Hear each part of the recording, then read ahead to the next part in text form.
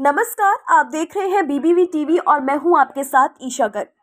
आज की प्रमुख खबर में हम बात करेंगे एक ऐसे बयान के बारे में जिसने समाज में धार्मिक नफरत और तनाव को और बढ़ा दिया है।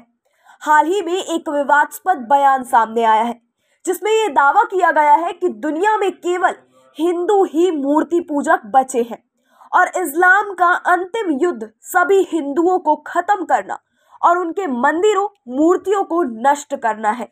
इस बयान को लेकर पूरी दुनिया में तीखी प्रतिक्रियाएं सामने आ रही हैं। सवाल ये उठ रहे हैं कि क्या इस प्रकार की बयानबाजी धार्मिक सहिष्णुता को कमजोर करने का काम करती है और क्या यह समाज में हिंसा और नफरत फैलाने के उद्देश्य से किया जा रहा है। विशेषज्ञों का मानना है कि ऐसे बयान केवल सामाजिक असहमति और धार्मिक विभाजन को बढ़ावा देते हैं।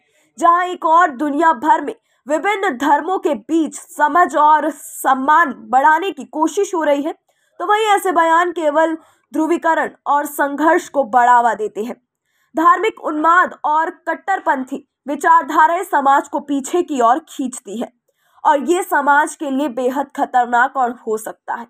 इसलिए हमें ऐसे विचारों का विरोध करना चाहिए और सभी धर्मों के बीच एकजुटता और शांति की ओर कदम बढ़ाना चाहिए। इस प्रकार की मानसिकता केवल नफरत और हिंसा को बढ़ावा देती है और यही मानवता के लिए खतरे की घंटी बन सकती है। ये समय है कि हम मिलकर समाज में शांति और स्वभाव को बढ़ावा दें और एक दूसरे के धर्म और विश्वास का सम्मान करें। आइए सुनते हैं ये बयान। ग़ज़वा हिंद के बारे में बहुत अच्छी तरह समझ लें कि ये एक बहुत खौफनाक जंग होगी, कई साल चलेगी। भारत के साथ हमारा ये फैसला कुन तसादुम है। ये वो जंग है कि जिसमें एक मर्तबा, आखिरी मर्तबा जब ये भारत मुसलमानों के कब्जे में आएगा तो फिर हमारे पास ही रहेगा। और वो जो मुशरिक हैं, वो जो हुजूर सल्लल्लाहु अलैहि वसल्लम के दौर में सही बुत परस्त मुशरिक थे, उनकी आखिरी नस्ल अब सिर्फ हिंद के अंदर रह गई है।